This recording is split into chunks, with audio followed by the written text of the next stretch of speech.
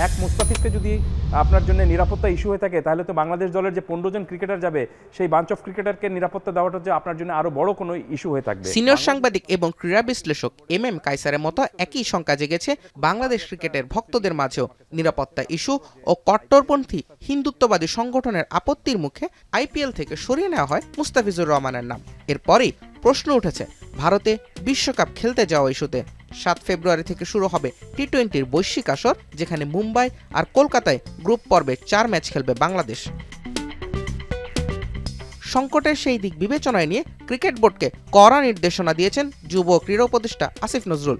এক ফেসবুক স্ট্যাটাসে উপদেষ্টা জানান, বিশ্বকাপে বাংলাদেশের সকল ম্যাচ শ্রীলঙ্কায় স্থানান্তর করতে আইসিসির কাছে আবেদনের জন্য নির্দেশ দেওয়া হয়েছে। একই সঙ্গে বাংলাদেশে আইপিএল সম্প্রচার নিষিদ্ধ করতে তথ্য মন্ত্রণালয়ের কাছে অনুরোধ করার কথাও জানান তিনি।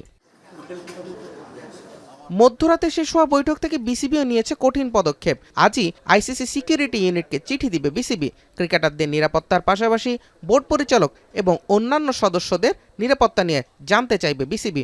যুক্ত থাকবে সাংবাদিক ও দর্শকদের প্রসঙ্গ। অবশ্য এত কিছুর মাঝেও ভারতের গণমাধ্যমে বিসিসিআই কর্তা দাবি করেছেন বাংলাদেশ ঠিকই যাবে ভারতে বিশ্বকাপ খেলতে, যদিও বিষয়টি সহসায় নিষ্পত্তি হচ্ছে না বলেই মনে করছেন ক্রিকেট সংশ্লিষ্টরা। জুবায়ের আহমেদ, এখন।